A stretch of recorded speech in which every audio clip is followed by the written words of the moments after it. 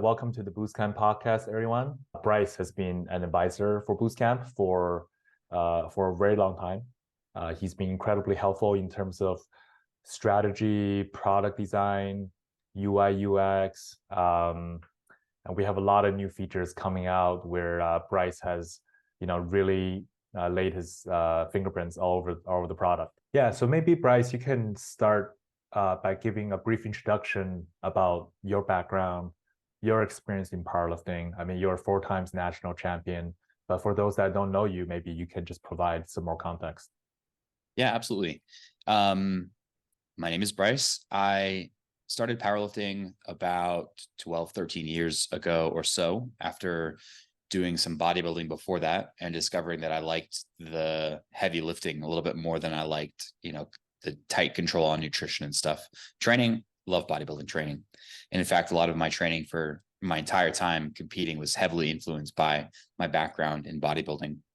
But I formed a company called The Strength Athlete. We've been in service of athletes around the world for 11 years now, and have been coaching athletes at all levels of competition, from novice athletes just getting started all the way up to prospective world champions as well, and everything in between. So that has kept our brains and our skills sharp, and has led to the pursuit of more information. And then on a personal level, I, as you mentioned, have won nationals 4 times across a few different weight classes, have won gold at IPF Worlds, silver at IPF Worlds, and my best lifts are a 755-pound squat, 507 bench, and a 815 deadlift. That's crazy. 815 deadlift. So it's been awesome. I've been involved in the sport at all levels. Love powerlifting, the mental game, the physical game, the attention to detail, and I think our topic today is around some deadlifting. Yeah. Well, I'm curious on something you just mentioned, where you had a bodybuilding background. You actually competed in a show before, and you say that your training even now is informed by having done bodybuilding. What do you mean by that? So I think a lot of powerlifters can, I don't know, I guess if we imagine kind of a needle between bodybuilding on the one side and powerlifting on the other side, the bodybuilding side of the spectrum tends slightly more to less specificity, because we don't really care about your performance on any one individual skill. It's not about how much weight you're putting on an apparatus. We're using weight as a vehicle to get a specific signal to a muscle. We're working muscles. And then on the powerlifting extreme end of it, it's all about performance. It's all about how good you can be at the specific skill of squatting, benching, or deadlifting. And so oftentimes powerlifting programs you see really don't have a whole lot in the way of like assistance exercises. In fact, like working things is delegated to like assistance exercises in general, rather than, thinking about muscle groups in general. So sometimes things get left off the table in powerlifting training. So for instance, you'll see coaches sometimes classify exercises into, does this look like a squat? Does this look like a bench or like a deadlift? And then maybe after that, you get some pulling movements and you get some shoulder movements, maybe some tricep movements. And that's really about it. So leaning very heavily into like specific powerlifting training, rather than maybe a wider grab bag of exercises that you do after your main lifts, involving your hamstrings, your glutes, your quads, your triceps, your chest, your shoulders, things like that, that tend to give a little bit more well-rounded muscle development over time. So it's really about thinking longer term in terms of your physical development, as opposed to just trying to put a few extra pounds on your big 3 in the near term. Yeah, I think so. And I think my coach, Eric Helms, would agree with that, if we take a look at, if you're already intermediate and you want to get to an even better level, the thing that separates top athletes a lot of the time is muscle mass. So there's a number of different ways to improve your lifts. You can work on skill acquisition, so you can get better at the physical movement of moving the bar for a deadlift. You can add more training volume. but also you can just build more general muscle. Muscle moves weight. So oftentimes we're rate limited by how much muscle mass we have. And that's one of the key areas of attack if we want to, you know, make an athlete stronger. That makes sense. So I guess like specifically related to deadlifting, you know, it's a compound exercise that uses the entire musculature of the body. But specifically, would you say there's a technique difference between doing deadlifts for hypertrophy purposes versus powerlifters trying to put up the maximal weight on the platform? There are differences. I'll say a few things.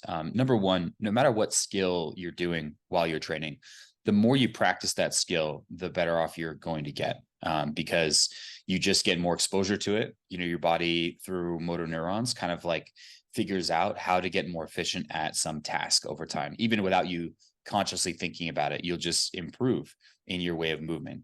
Your body will essentially coordinate and learn which muscles to fire in which order.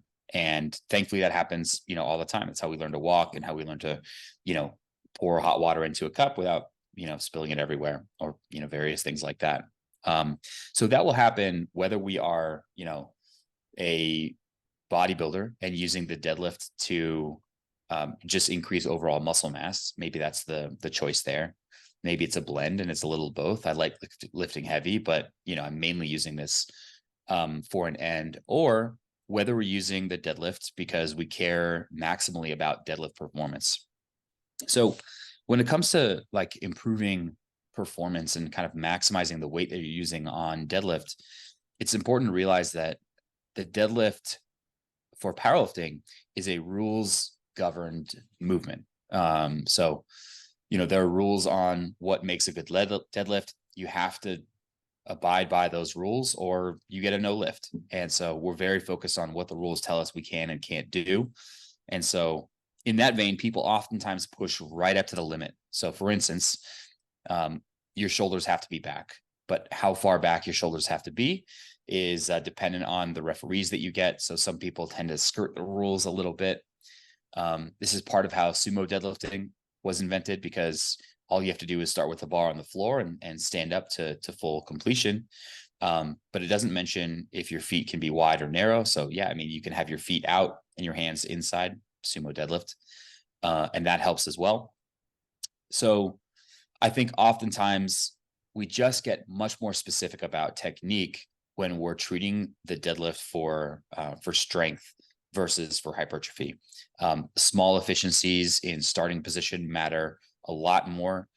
You know, the details on what shoes you're wearing, what floor you're lifting on, you know, grip, the baby powder on the thighs to reduce friction, you know, that extra 1%. Wow. Yeah. The small things really start to add up. Interesting. So, I mean, on the topic of the sumo deadlift, you get a lot of people on the internet who say it's cheating.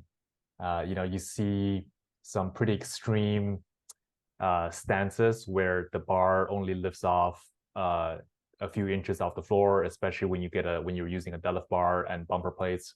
So what are your thoughts on that? I think that people come to sporting with a background, like a baked in background knowledge and experiences of the world, really.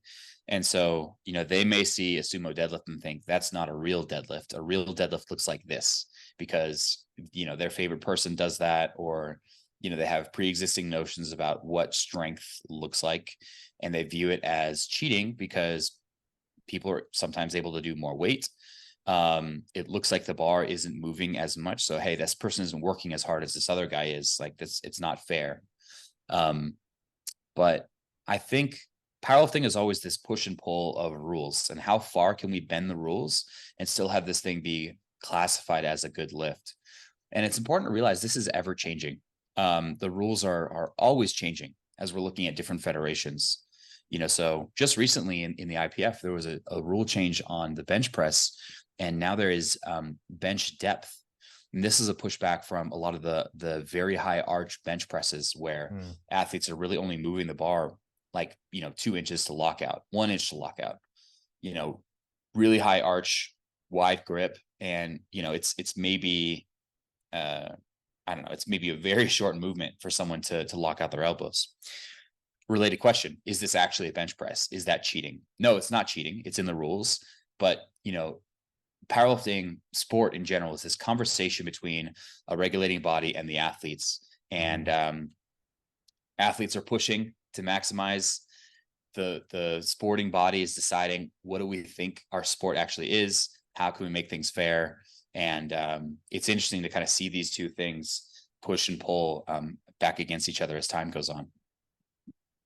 Yeah. So do you think there should be any rule changes specifically on deadlifting? Do you foresee this happening over the next several years? There was a little bit of thought about this. I heard some rumors, but I don't think that anything is really going to happen with, limiting stance width. It gets a little bit ridiculous when we look at some of the federations that not only allow for sumo deadlifting, like all do, but use a deadlift bar. And we have athletes, handling really heavy weights, 800 pounds plus. At that point, when you're using a deadlift bar, the bar bends so much at the start of the lift that if you have great leverages for the deadlift, you are sumo deadlifting, you're deadlifting on a deadlift bar, we get to the same thing. There's really not much travel that the plates have to make off the floor for you to get to the point where the bar is on the floor and the bar is at lockout. I just think that powerlifting is unique in that this isn't like a sport like other sports. It's halfway like working out, like people do in the gym, and it's halfway like this sport that we see. And I think oftentimes people confuse the two of those. When you look at something like that with a deadlift bar, with a sumo deadlift, we really want to look at it as a skill bound by rules, and that's it. Like this isn't meant to like work your glutes or work your upper back. It's meant to stand up with the heaviest weight you possibly can. And so this person has figured out the best way to do that. Yeah. I mean, is it mostly about leverages where somebody is better at sumo deadlifting versus conventional deadlifting? Because for me personally, I don't know. I've tried doing sumo and I can pull like 315, like max. And it just feels like such an awkward and difficult movement for me. Whereas when I was in high school, when I first started deadlifting, I was able to do a 315 deadlift within a few weeks of ever training. So it just feels like a more natural movement to me. So is the difference really about your leverages and what is best for you versus a particular lift is cheating? Yeah, I think it really it is about finding the lift that works best for you. The muscle activation for sumo and deadlift is pretty darn similar. A little bit more glute activation with a sumo deadlift, a little bit more quad activation, versus just flip that for conventional, slightly more hamstring activation, slightly more low back activation, but otherwise very similar between the two of them. But besides, we're all built different, and it's not just about, how long your femurs are and how long your torso is. I think that for deadlift, hip shape matters a lot. So for some people, basically the shape of your pelvis bone, and your femur and the femur angle and where these bones are kind of coming off of the pelvis. So for some people, it's more comfortable for your femurs to travel forward in front of you. And for other people, it's more comfortable for your femurs to travel laterally. So that's kind of one layer of this. Another layer is looking at the musculature. So, are your quads a more valuable contributor for your deadlift than your hamstrings are? Is your posterior chain stronger, or, are your quads and lats stronger, for instance? That may just be the case like early on. And then remember that as you continue down one of these two roads, like a conventional road or a sumo road, you'll basically start reinforcing whatever lift it is that you are practicing. You'll continue to build the musculature that supports that movement a little bit more. You'll continue to build essentially technical accuracy with more and more reps over time. So whatever you start down is a road that you'll continue to get better at over time. So how do you find out what your femur angle is? There was an article from maybe Elite FTS or was it Renaissance Periodization early on when Greg Nuckols was writing about like finding out what your stance is, you know, kind of like this like science-based route and you know, measuring your limb lengths. And if you're above this certain ratio, then you'll do sumo. If you're below this certain ratio, then you'll do conventional. I think that tends not to work out in practice. My general path that I suggest athletes do is if you're just starting out, do conventional deadlift because it's easier to learn overall for more people.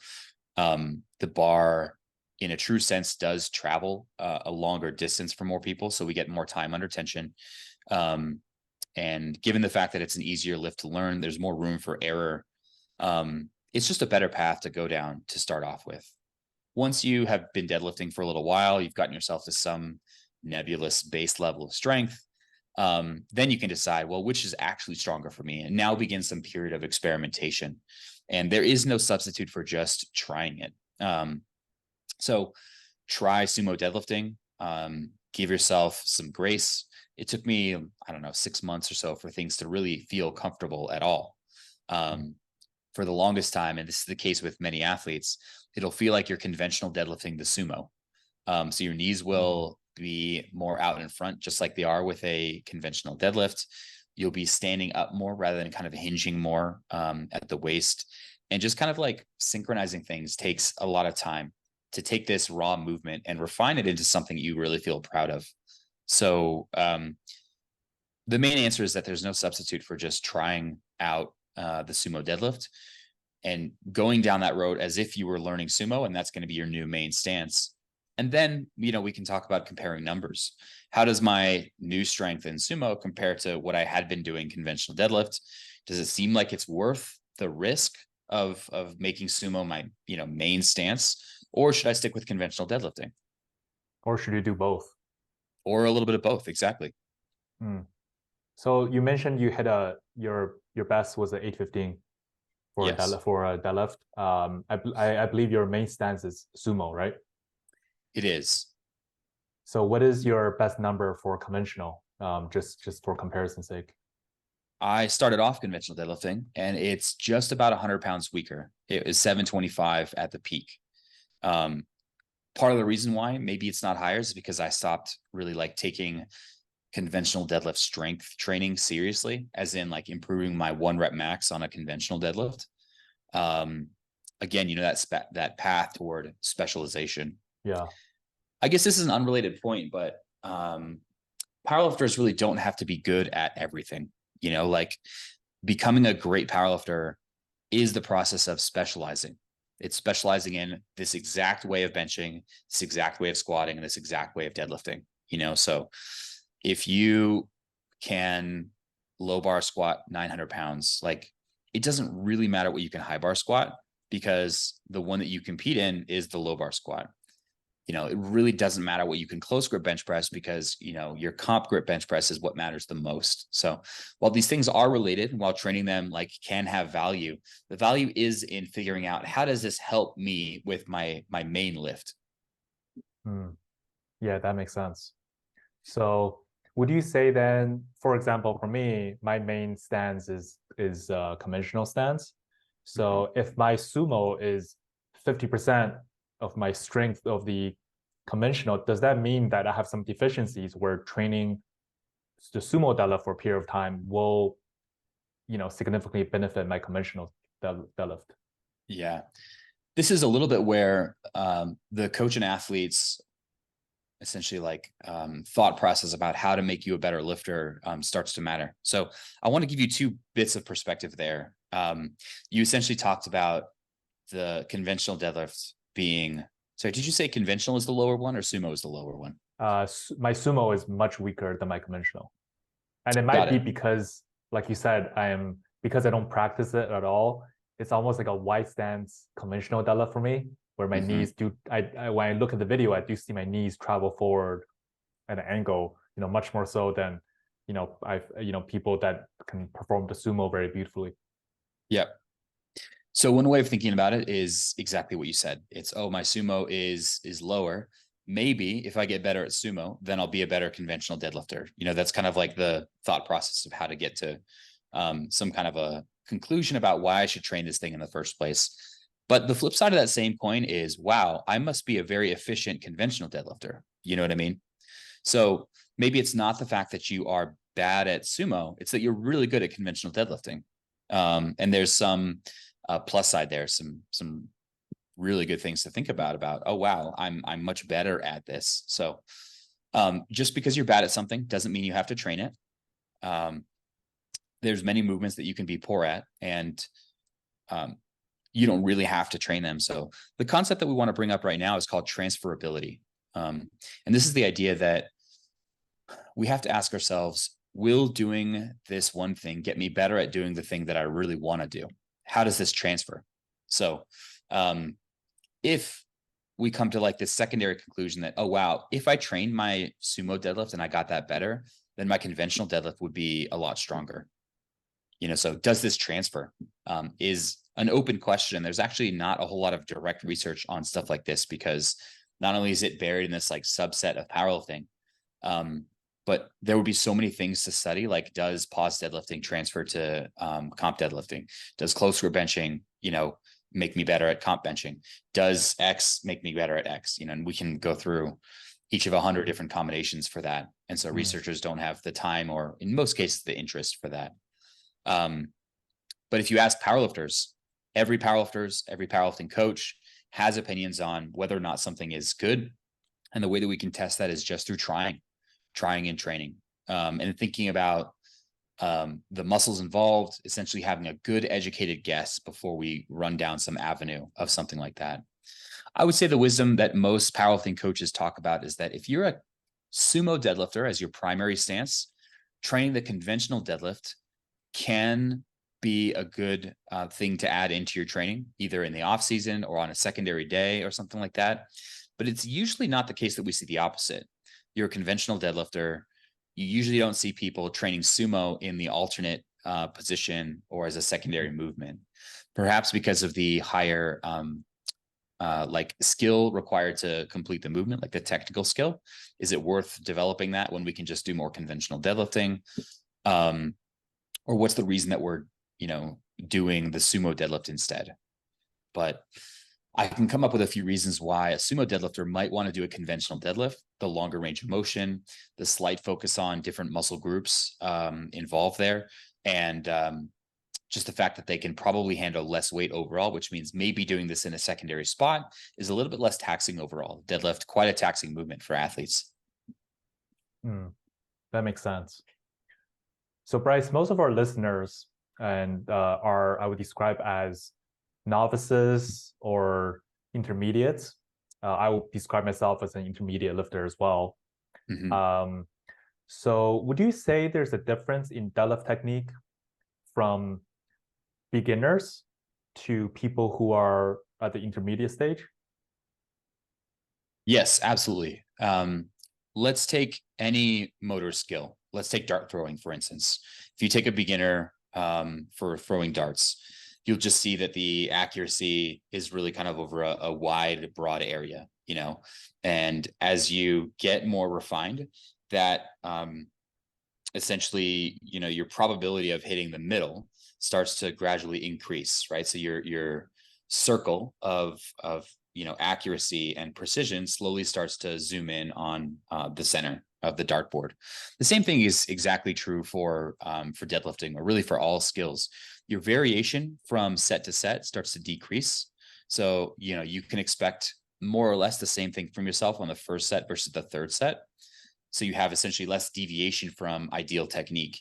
And each of your sets starts getting more and more efficient as well. So not only is the variation between sets reduced, but so is the variation on each set toward, we might call like your own perfect efficiency, using every one of your muscles in the highest synchronized and the most efficient way to complete the task of the deadlift. So the short answer, less variation in set to set technique and more efficiency overall. So going off that, one thing I noticed is that with many advanced deadlifters, or when you look at videos from deadlift competitions, there's a lot of upper back rounding, for example, especially in the conventional deadlift. Mm-hmm. Whereas, when you look at, the starting strength guide, for example, on how to perform a proper deadlift, it really strongly stresses performing everything with a flat back. So would you say that's more of a difference in technique that an intermediate lifter can start to experiment with, or is it mostly as a factor of just the weight being heavier where it's impossible to hold your back straight? It's a great question. It's really both of those things. I think societally, we have a problem demonizing the risk of spinal flexion under load. You hear all the time, or you see all the time on posts, it's going to hurt your back, you're going to hurt your back, blah, blah, blah. And then when someone does hurt their back, could be for some totally different reasons. Like, I told you so. And then, the myth kind of perpetuates as we go along. Lifting with spinal flexion is very safe, more so in the upper back than the lower back. We like to see, both for performance reasons and for safety reasons, a little bit more stiffness and rigidity in the lower back. However, it's actually a stylistic option for some athletes to purposefully deadlift with a round in the upper back. So now we have to kind of think about the deadlift for performance versus the deadlift for hypertrophy. So thinking of the deadlift for performance, where the goal again is just to like maximize your chances of making the highest weight possible. When you round your upper back, you make the lift a little bit easier at the start because you're capable of using more muscles at the start of the lift. And then as you get kind of to your knees and past your knees, you get to the point where you have to finish the lift. And to finish the lift, you need your shoulders back. So you're in this rounded position, you're getting close to the end. And now you have to use like mainly your erectors and your glutes to straighten your back. And that can be very difficult.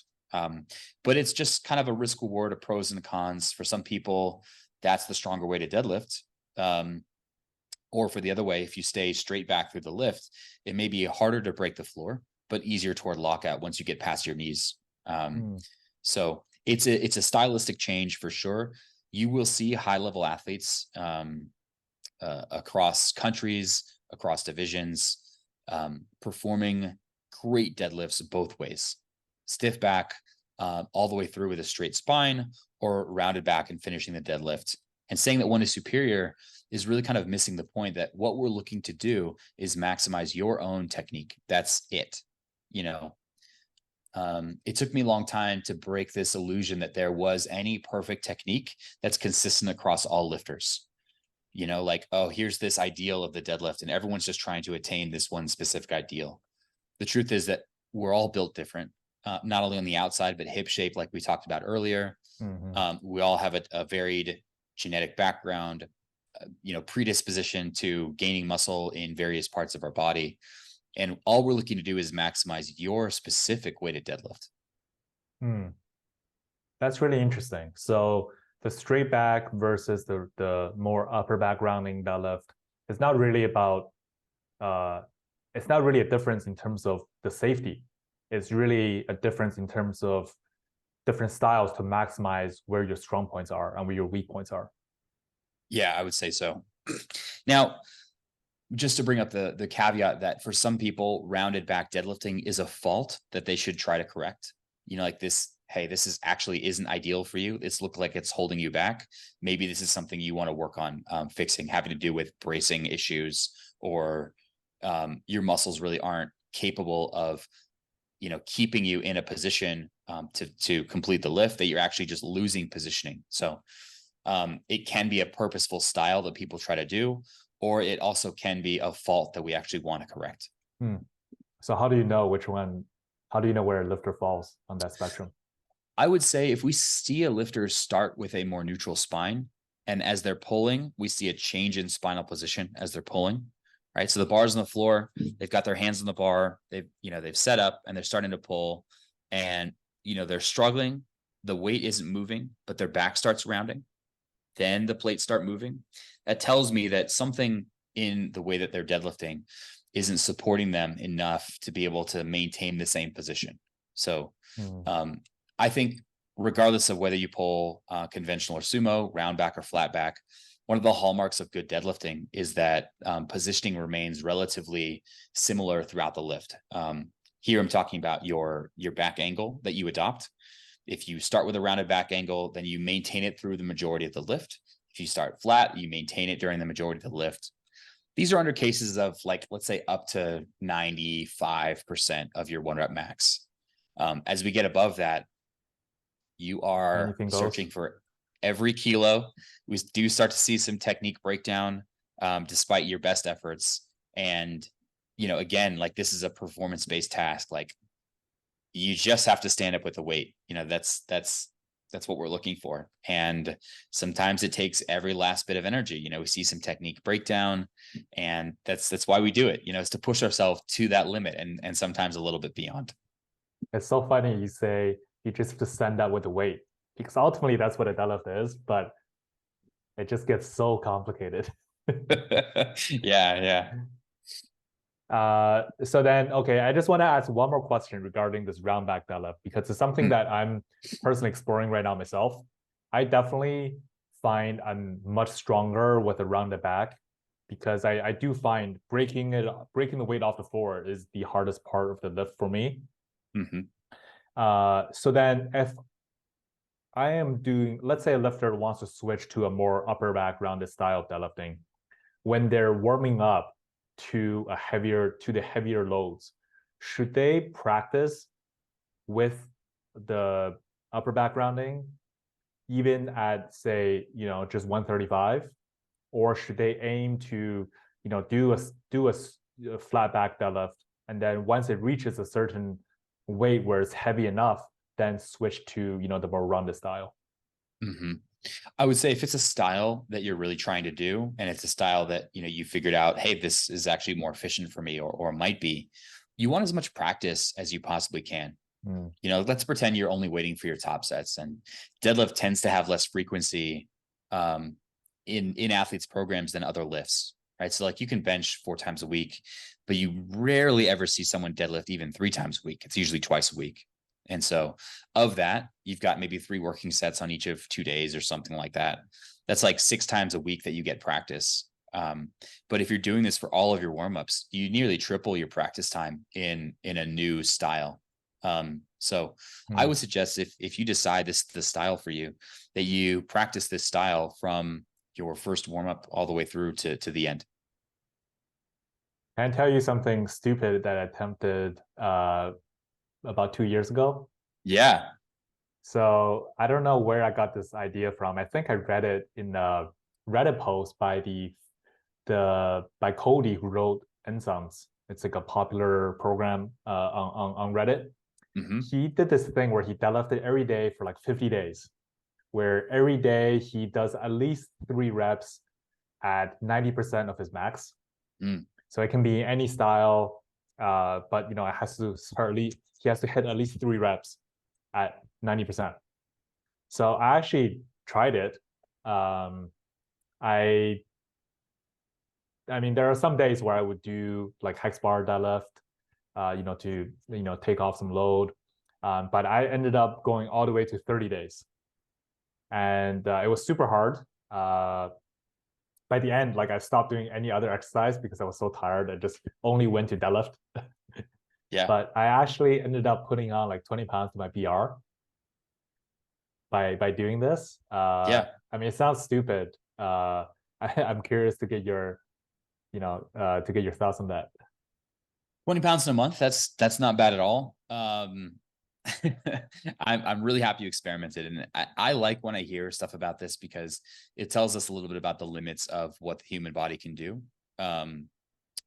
you know, in general. And then when we combine a bunch of athletes doing this, well, we get scientific research, you know, so take a bunch of athletes that did just what you did, and all of a sudden there's a study, you know, that tells us about how lifters might be able to get better. And in fact, we've seen studies about this on squatting, where athletes squat high intensity, high frequency, so doing the squat very often over short periods of time. Mike Zerdos famously did this on squat, basically work up to a max for like 48, 50 days in a row, and had 2 or 3 people all doing this, and they charted the results and just kind of see how things go. I wouldn't suggest that anyone do that over a sustained period of time, like for a year or something like that. There's this idea floating around that doesn't get used a whole lot in practice of like these intensive cycles where you work on one specific lift for a short period of time. For a long time, Smolov was like a popular way that athletes tortured themselves. It was a brutal squat program, squatting 4 days a week, very high intensity, high volume, very hard. But if people come out the other side, then, maybe they expect a good amount of progress. And there was a version of this for bench press and stuff. So this idea of like intensive focus on one specific lift, like that's a fine idea. We just want to make sure that we come to these programming realizations, not only from a smart place, but adapt it to the individual lifter. So let's take the idea of high frequency training exposure for the deadlift, and then just make it something that works well for you. And it wouldn't take a whole lot of thought to create something like that might work. Figure out what we want to excel in a lifter, and then design a program around that. So I don't like to write off many program ideas in their entirety, because I think for most of these, there's some kernel of wisdom, this kernel of truth about why doing this thing might have value. So let's just take what you did as an example. Like, wow, things were going great, but the rest of your training wasn't sustainable. So can we back this idea off just enough so that the rest of your training is sustainable? That would be something that we try to do. Or, it sounds like you essentially figured out part of this in real time. I can't conventional deadlift this whole time. I'm going to do hex bar deadlift some of the time to make this more sustainable. You were essentially already figuring out some of these coaching practices in real time, just responding to your training. So that can be done by the athlete or by a coach or as a team together. Yeah, that makes sense. I definitely wouldn't recommend it to any of my friends. Or I imagine if you actually ran that through a study, that could get people in trouble. Yeah. So, Bryce, I want to go back into more specifics on deadlift techniques. Mm-hmm. Specifically, I would love to hear your thoughts on very specific deadlift techniques based on individuals' body proportions and how you would think about that. So, and maybe we can also break down the difference between sumo and conventional deadlift as well, because I imagine there will be definitely some differences in how to think about that. Yeah, absolutely. So do you mean more about, actually, go ahead. Yeah. So for example, let's start with like stance width. For a conventional deadlift, how would you think about where a person should stand in terms of how close they should stand or how wide they should stand? Because you see, like Thor and, some lifters who take very wide stances. And then you also see sometimes that people are literally standing, with the heels touching. So how do you think about that? It's a good question. Some of this is cultural, whereas like we really are influenced by the culture around us. And some of this is how you are put together. So let's talk about each of those. Like, yes, we do see strongmen take a wider stance. There's a few reasons for this. One is that oftentimes the strongman athletes are deadlifting more than just a straight deadlift bar. So the load on the barbell is a little bit more unpredictable, which means having a wider center of gravity with your feet a little bit wider is a better idea as a deadlift stance, because you're capable of maintaining balance through more deviations in your center of gravity. A simple example of this is you're deadlifting and the plates on one side start sliding. If your feet are slightly wider and the plates slide by an inch, then you're going to get an extra 10 pounds on one side of the bar in perceived effort, because they're further out away from you. If your stance is a little bit wider, you're going to be capable of maintaining balance a little bit more with something like that. There's the cultural thing as well that I mentioned, that a lot of strongmen like adopt this style. So new prospective strongmen look up at their heroes and they see, oh, they're deadlifting like that, so I'm going to deadlift like that. Doesn't have a reason other than essentially copying the model that we're seeing. And there's one more influence for the strongmen, like wide conventional stance style that we see. And that is that a lot of these gentlemen have bellies. They're bigger guys. Hmm. They just have more mass on the front of their body. And it is uncomfortable to get down to the ground and grab the bar when your stomach is running into the top of your femurs every time you deadlift. You actually start to lose your ability to hold in a good amount of air into your lungs and brace. This happens, and the consequences are either you can't hold your air as much, or I have an athlete at the gym that we train at who actually starts to feel like he's going to want to vomit with deadlifting like that. And widening the stance helps make things a little bit easier. Just so much pressure on your stomach, basically. So if you take a wider foot stance, you essentially give more room for your stomach to travel between your legs. So we have a little bit more room there to make the deadlift overall more comfortable.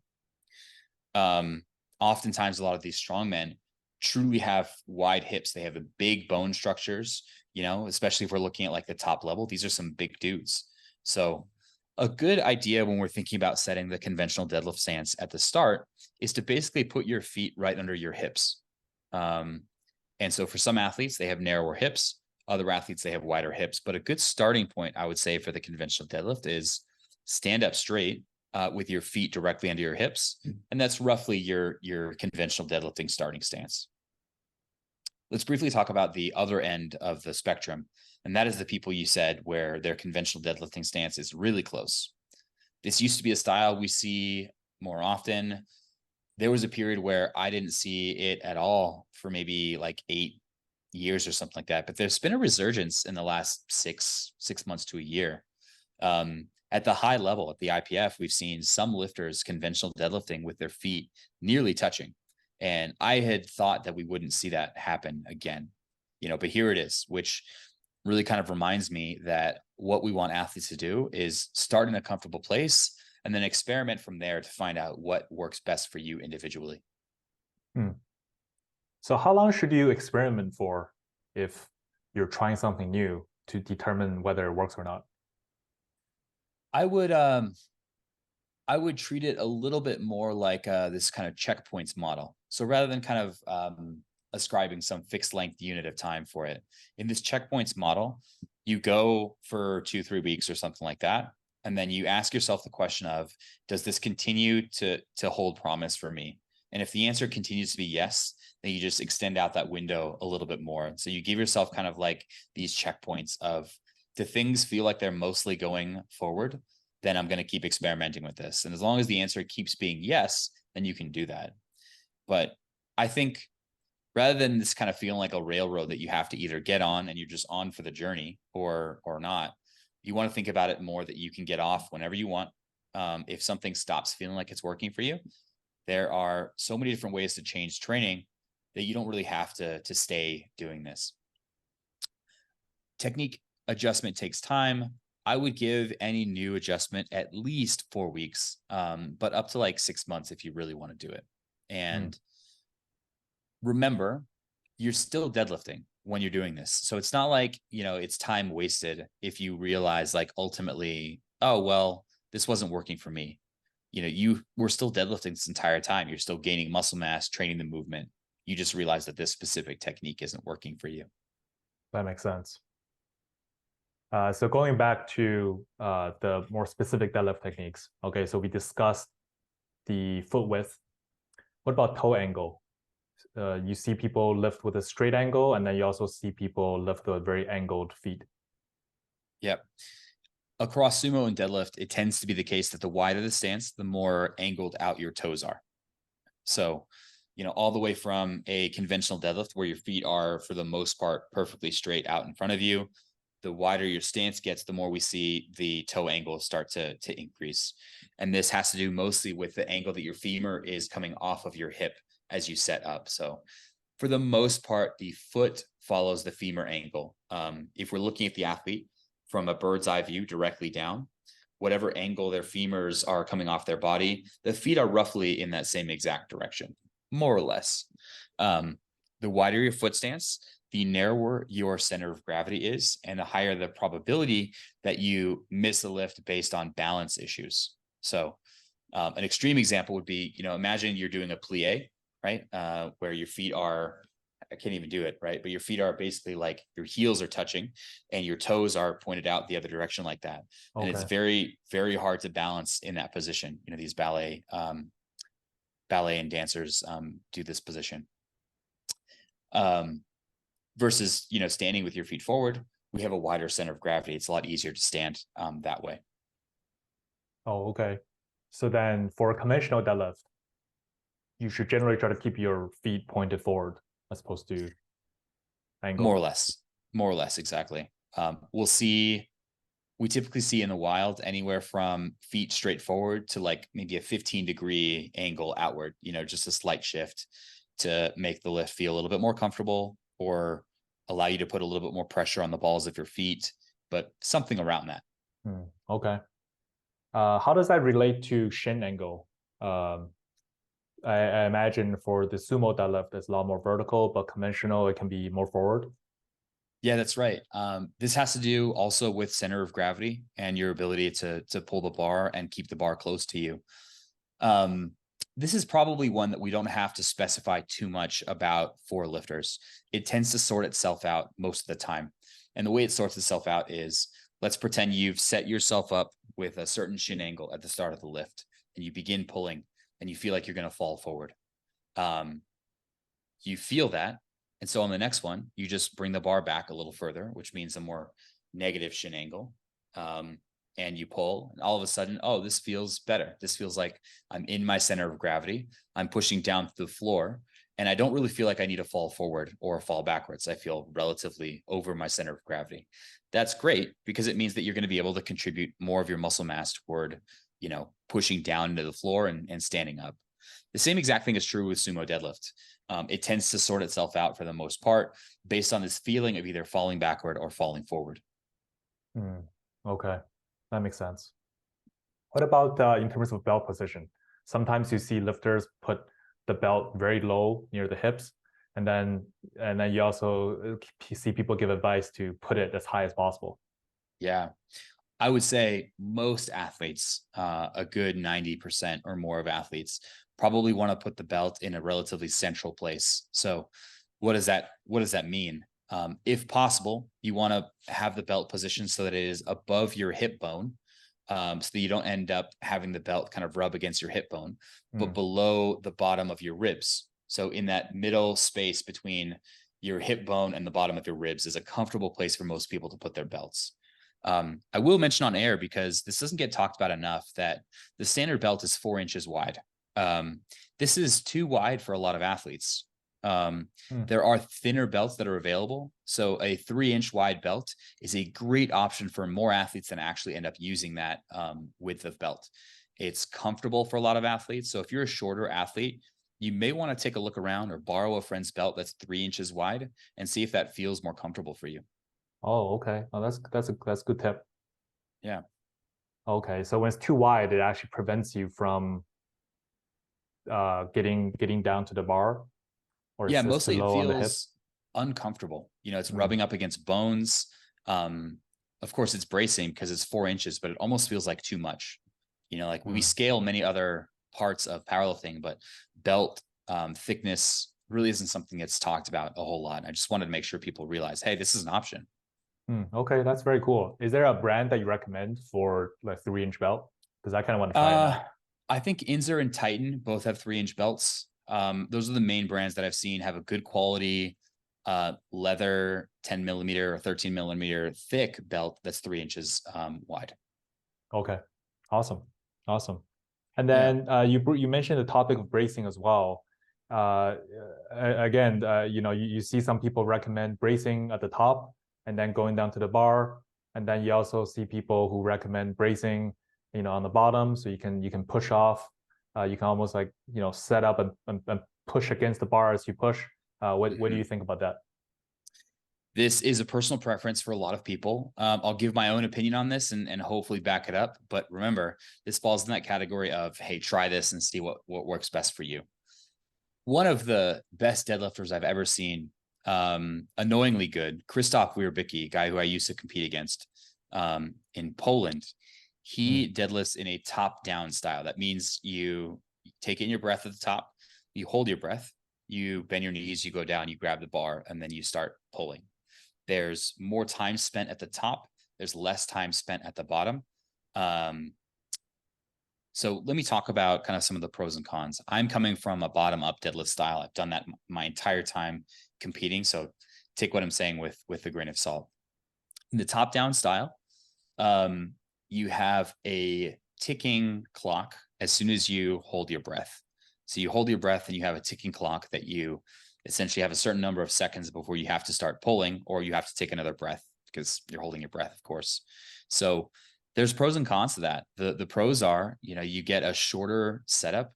It's predictable. You don't just you pump your hips, 10 times because you're nervous and scared about the weight on the bar. So it can make the ritual of setting up for the deadlift much more repeatable. One of the cons is if you happen to not get your hands set perfectly, you have this ticking time clock, right? So you have to reset your hands and get them in place before. I tend to feel like, especially for athletes hook gripping who need more time to get their thumb grip perfectly set up, that the top down style really doesn't give them enough time to kind of, get this grip perfectly before they begin the pull overall. So for those athletes, a bottom up setup is a better way to go. You will see that top down setup more for heavier set athletes because it limits the amount of time that they have to spend in that leaned over position. So if being leaned over is uncomfortable, you want to minimize that as much as possible, especially if it means you're going to end up getting lightheaded, lose your wind, or feel like you want to throw up, so let's spend as little time down there as possible. I do think that the bottom up setup is the better option for most people.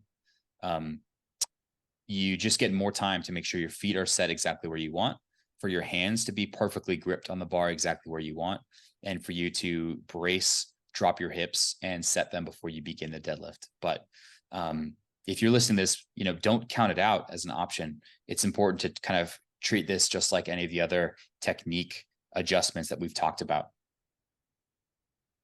Yeah, that makes sense.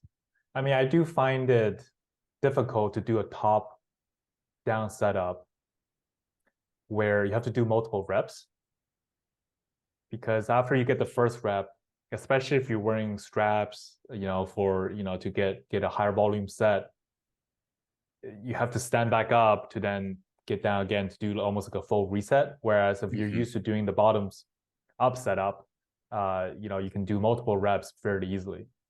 Yeah, you're absolutely right. For multiple rep sets, you may find exactly what you're talking about.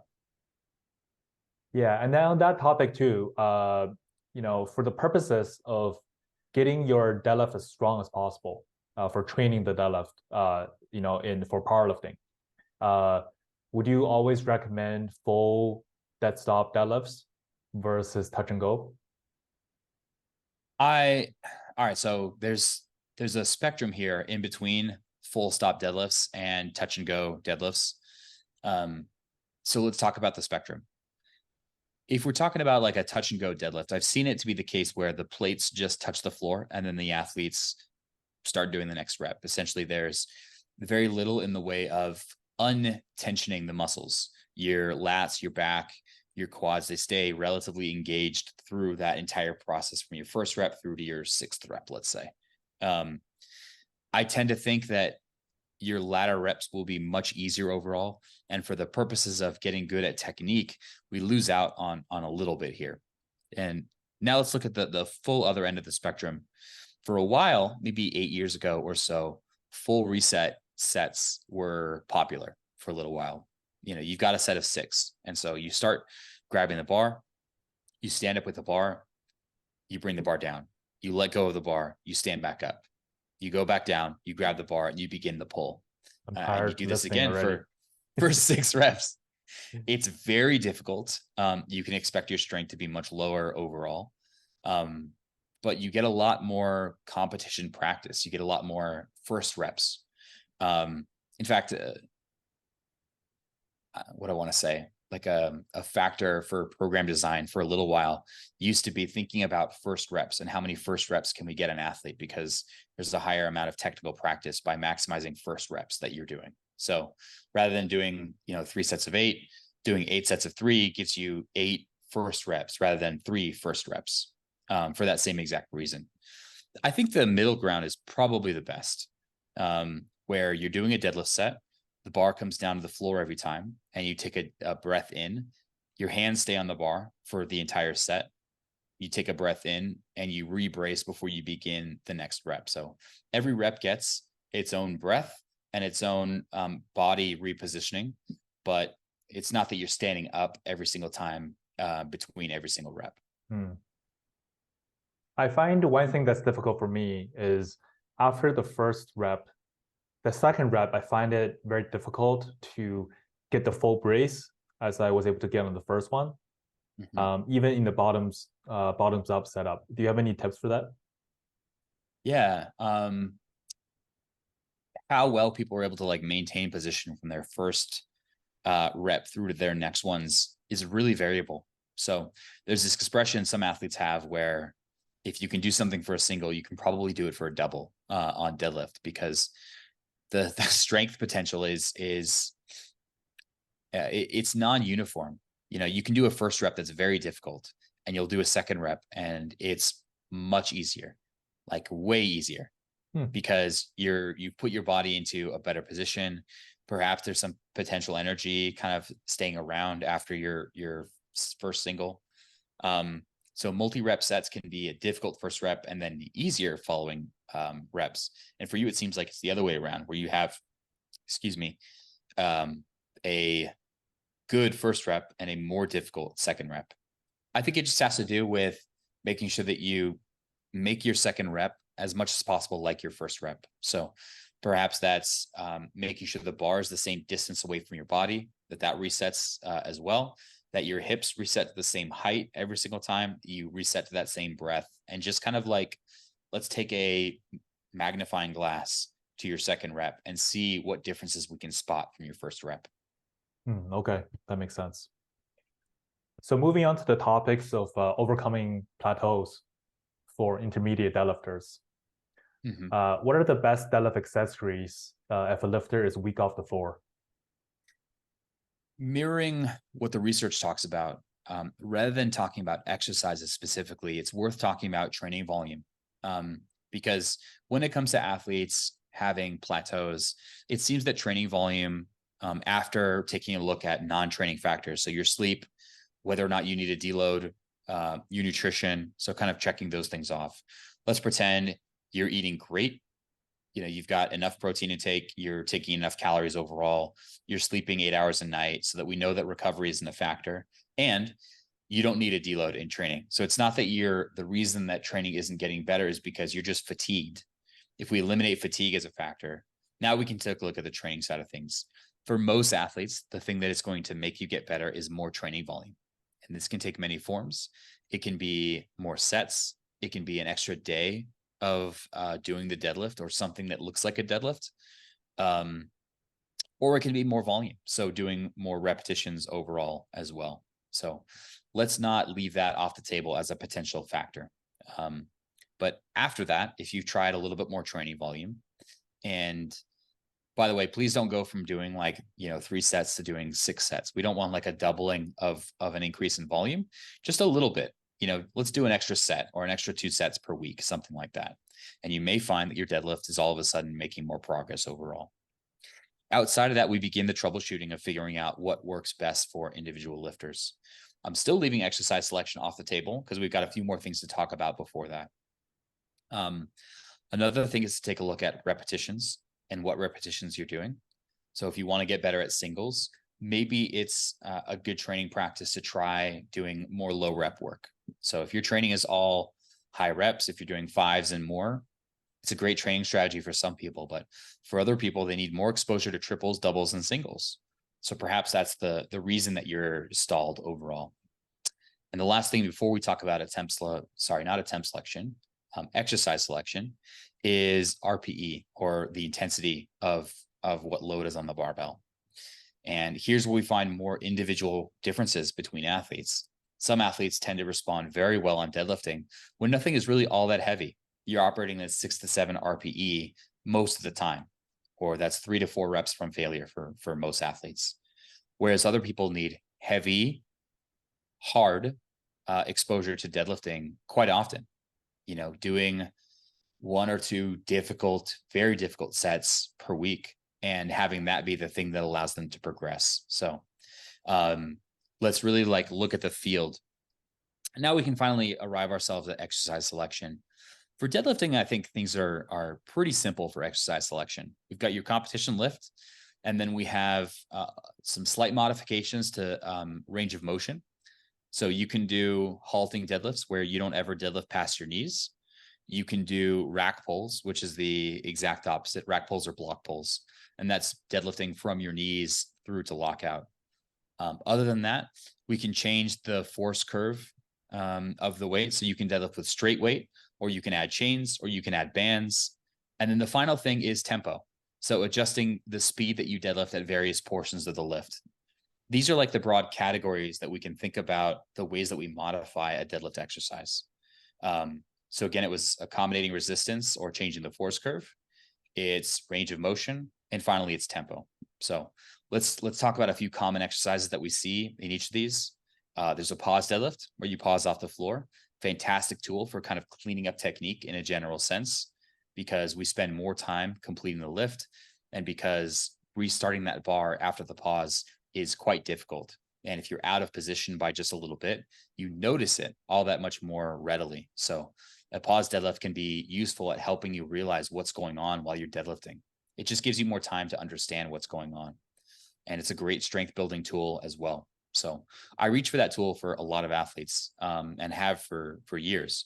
Very common deadlift variation for athletes.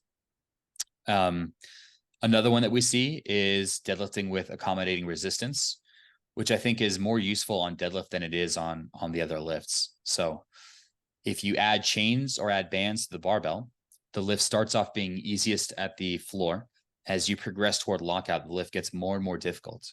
And because the extra load is pulling straight downward, you really have to fight to maintain positioning and force through to lockout. So this can be useful for helping athletes through to the finish of the lift.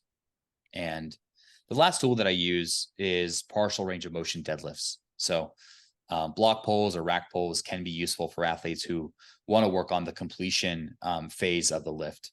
It's a nice movement because for most athletes, they're capable of doing more weight. So we get this subtle overloading effect as well. And it's useful for kind of seeing what your positioning looks like from essentially where the bar is crossing your knees through to lockout. A lot of glute work, a lot of upper back work from a movement like that. And then if we drop down the specificity just a little bit, there's one more category, and that's looking at things that work the muscles related to your main lift, but aren't necessarily the main lift. So a Romanian deadlift falls into this category because it's like a deadlift, but it's mostly a hamstring specific exercise. Same thing with like a stiff-legged deadlift, for instance. Wow, that's a great answer. That's like the Bryce Lewis deadlift pyramid. Yeah, I tend to think in systems, right? So start to group exercises by how are these all similar or different?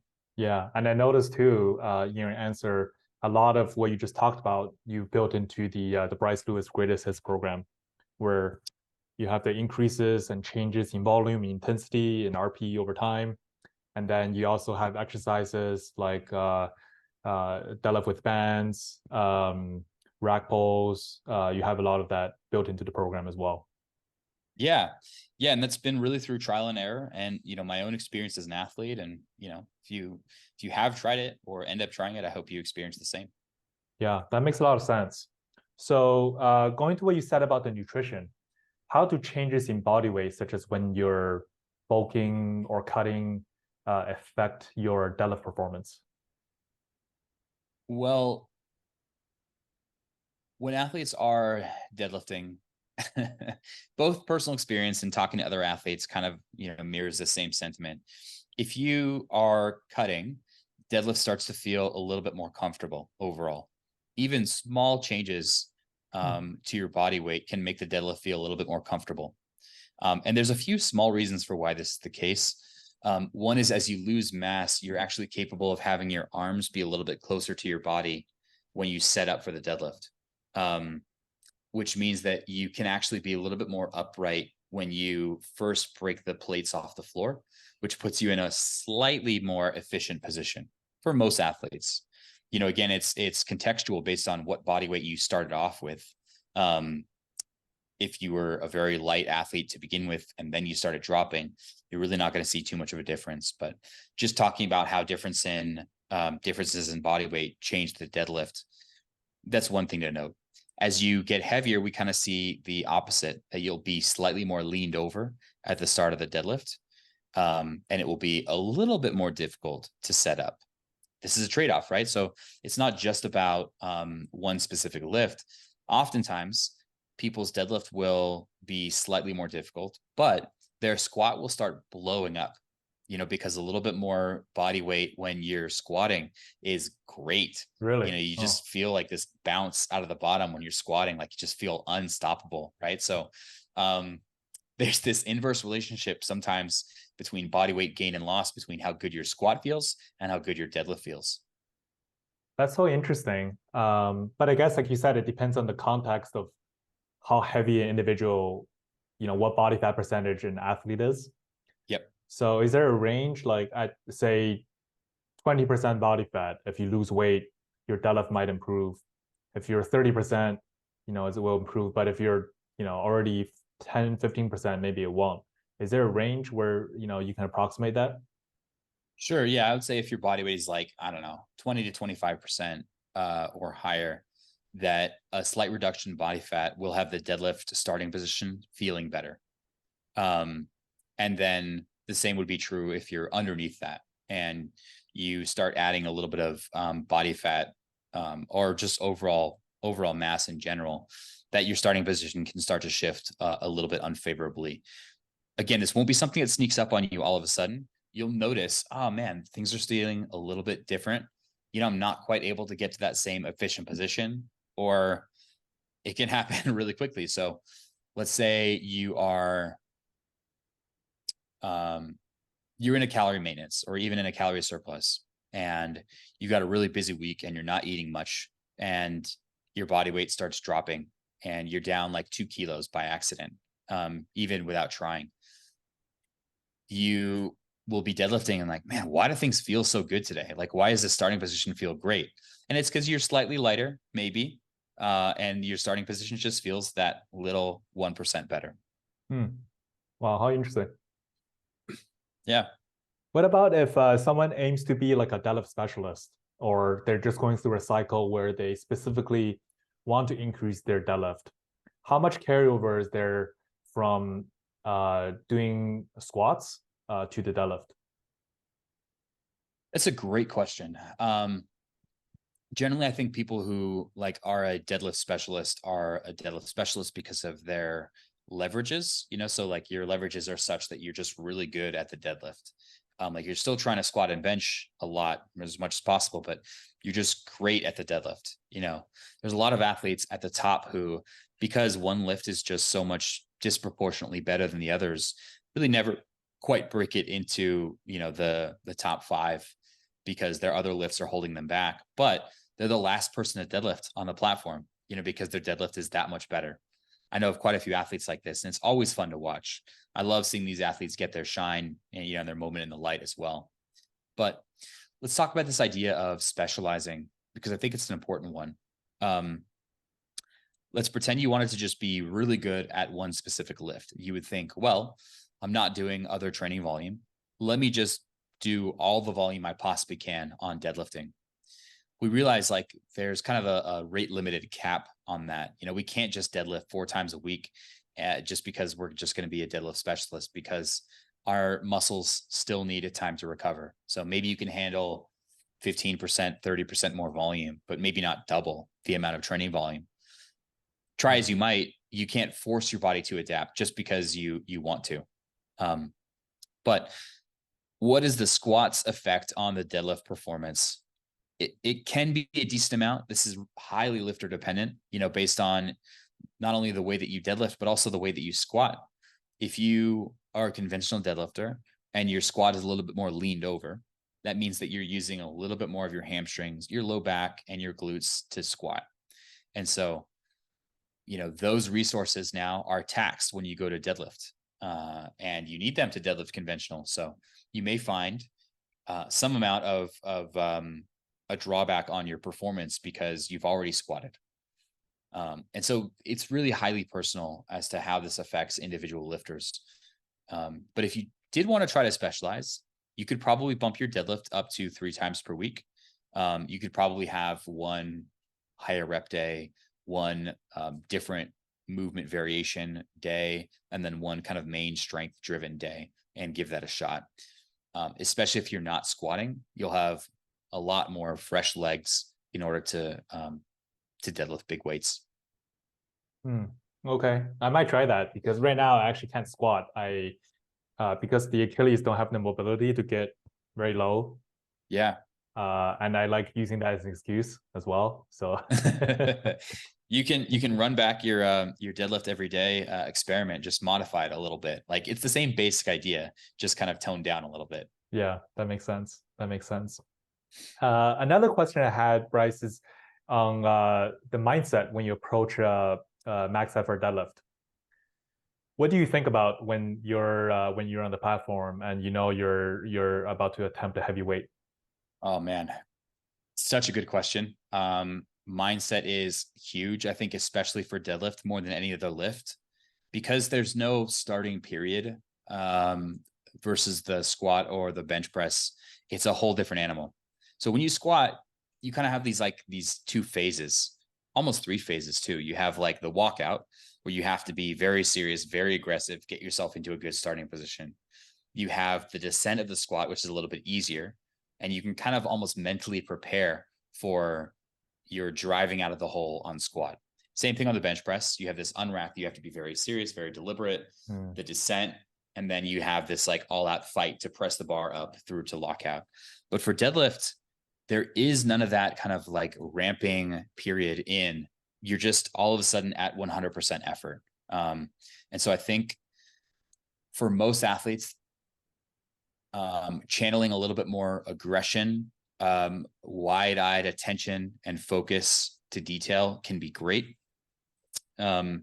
Worth talking about like the individual zone of functioning. So how aroused do you need to be to perform at your best? For some people, thinking aggressive thoughts is too much. It just kind of like takes them out of this zone of perfect functioning. So for them, a more calm, methodical approach is the better way to go. But there's an easy way to kind of see what works best for you, and that's to train, and just pay attention to your training and ask, what tends to bring my best deadlifts out? And so you look at some of your best deadlift performances and think, was I just like joking around and having fun with friends on that day? Was I kind of like taking training a little bit more casually? Or, did I throw on the headphones? Did I kind of like, put my chin down, turn on the evil eyes and kind of like, bring out that focus? Or is it some blend of the two? What brings out my best deadlift performance? And all we want to do then for a competition is just mirror that. Find what that is, practice it enough where you don't have to bring it. It's just kind of like this natural state that flows out of you, and then go compete. Easier said than done with that, especially the higher up in level you go. There's distractions. There's people around you. There's your wife or, your boyfriend or girlfriend or someone you're romantically interested in cheering at you from the audience. There's your competitor who, just pulled before you, and now you're pulling after them, and maybe you're thinking about them a little bit. Being able to clear your mind and focus only on what you want to, whatever it is a very useful skill that's worth developing. So can you just walk me through, imagine right now you're doing, you're about to attempt, 820, what is can you just walk me through, can you visualize what it would look like? I would love to hear. Yeah, for sure. So ritual, like a technique ritual, is a really important thing. So I'll walk you through mine. I've usually have headphones on for some of my best deadlifts, and I'm listening to like positive EDM with, like some aggressive beats in the back. Just kind of like helps me, I guess, like stay relaxed, but also high energy. I'll set my feet first. So I'm always looking to make sure that I can see the ring of the bar through the middle of my shoelaces. So that's kind of like my mark that my feet are in the right position. And then from there, I'll stand up. I'll take in kind of a deep, short breath, just like exhale, like, and then I'll go down. I'll grab my hands. I'll put my hands on the bar right where I want. And then I'll take 1 or 2 kind of hip pumps. And then finally, I'll take a deep breath in. I'll bring the bar in nice and close to my body, brace my lats, and then begin the pull. Damn, that's cool.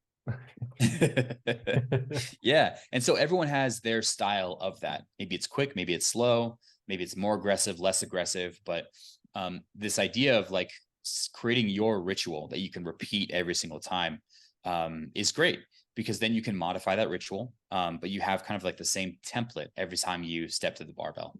And that's one of the things that helps make the lifts more repeatable for you. What is your most memorable deadlift moment? I have a few that were really, really special to me. I was prepping for Raw Nationals 2021, and I deadlifted 360 in training on a day that I was feeling not at all ready to deadlift 360. And I could tell it was special because my wife, Natalie, was texting my coach and the other people at the gym, kind of saying like, Bryce is going off today. Like, this is crazy. And I could tell that she was trying to stay calm. You know, like you can kind of read that on other people.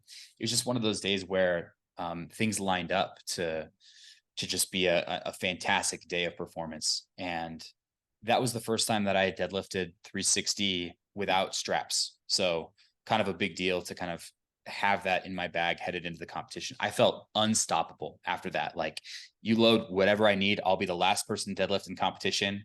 I'm totally ready. And then the heaviest deadlift I ever did was probably the other time that I really remember, because it just felt like everything came together.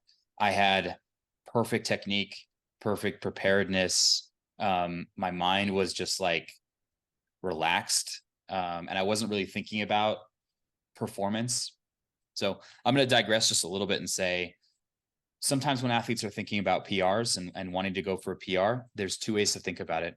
One way to think about it is, I would love to get this lift, you know, essentially like I'm looking forward to the challenge of completing this lift. And the flip side of that coin is I would hate to miss this lift, you know, so we can lift from a state of confidence, or we can lift from a state of fear. And I think for deadlifts, sometimes the times when I've underperformed are the times when I think I can't miss this lift. I must make this lift, you know, and that's lifting from a place of fear, versus lifting from a place of confidence is I'm so ready to lift this weight. I have everything I need. I'm capable of this. You know, these are 2 kind of different strategies for approaching the deadlift. And cultivating your perfect mindset is a challenge, but it's something that I think everyone kind of goes through progressively over time. That's so interesting. That's very interesting. Yeah. I mean, you mentioned earlier, you know, when you did the 360, did you say that day, like, it didn't feel like it should have been that you shouldn't have been able to lift that much, but you were able to? Yeah. Because I do find that too, like sometimes when I'm deadlifting, like even the bar feels heavy for some reason, but then it's also the day where sometimes you tend to outperform as well. What do you think drives that? It's probably this melange of a lot of these factors we're talking about. Maybe there's some recovery-based things. There's a little bit of programming going on, and the stars aligning on your programming. Your mindset is where you want. Maybe there's just a good environment. You know, sometimes when we lift in new environments, we can be motivated to higher performances because of audience effects. You know, like oftentimes we lift better when, you know, we perceive that we're more valued by the people around us, or we have more attention on us. And for other people, that attention is crippling. You know, like, don't look at me, please. I'm in my zone. You know, don't give me any attention. How we get good performances out of ourselves is a complex thing. And all we can do is rely on practice and experience and what the research says to guide us roughly in the right direction. Yeah. But you're right. I wish it was the case that we could, with 100% accuracy, predict like this is going to be a great deadlift day. And this one's going to be a crappy deadlift day. And we can just get close a lot of the times. Yeah, it's interesting to hear you mention how, you know, when you lift from a place of confidence and positivity over fear, you know, that tends to drive the best results.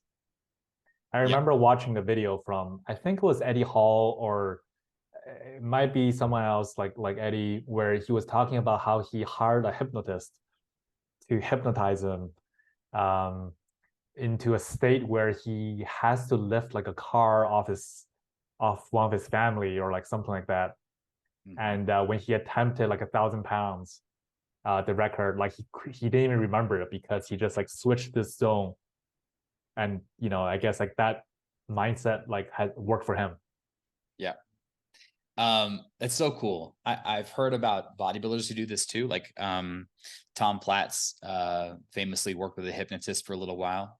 You know, like similar thing, like, you know, your legs are like balloons, like they're just filling up, and like, you know, no amount of training is enough for you, and like, you know, you can do crazy amounts of volume. And I don't know whether it was an act, you know, later on, like this is just for the publicity or something like that, but you would see this like change in him when he was doing quad work, you know, and training his legs in the gym. It's like his big focus is on that. What do we draw from this? Like the mind is powerful. I think there's some research show like some people can be hypnotized and, you know, suggestible, but you have to be open to it.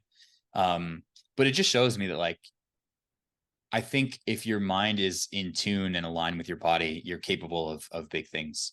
It's not that anyone can deadlift 1,000 pounds. Like if you just put your mind to it, like you got this. It's this combination of physical preparedness and, you know, being mentally ready. Perhaps it's the case that being mentally ready just helps maximize your potential. Whatever your physical potential is, this just kind of helps maximize your physical potential. I think you know, when we finally finish building out all of the core features of Boostcamp, and we launch some more courses, I think, you know, you should do one on mindset. I would love to. Yeah. Well, Bryce, this has been an awesome time to spend with you. You've shared a ton of great insights on deadlifting that I'm gonna. It's actually my deadlift day today, so I'm excited Oh, to nice. try some of these mental strategies when it comes to my lifting today. I guess just to cap off here, any last words? Any place where people can best find you? How should people learn more about you? Yeah, if people want to get in contact with me, you can follow me on Instagram. I'm not posting a whole lot these days, but I have put up a tremendous amount of information as well. We offer coaching at thestrengthathlete.com, and we have past lectures as well. If you want more information on how to become a better athlete or a better coach, there's some information. Actually, most of the free programs that we have now, the best way to actually run those is through the Boostcamp app. It's just a better user experience to load it on your phone and be able to track your training and see your history and stuff rather than just like a Google spreadsheet. So if you're interested, there are free programs available on Boostcamp. And any last tips or things on deadlifting? Really just, I think, paying attention. If you pay attention to how things feel, how you're performing over time, and you take diligent notes, you'll ultimately find a position that feels best for you overall. It's just being mindful of how things feel related to your center of gravity, to the weight, you know, mindset that we talked about toward the end. Just take some notes on session to session, and you'll start to see some patterns kind of come out. Awesome. Well, thank you so much, Bryce. Of course.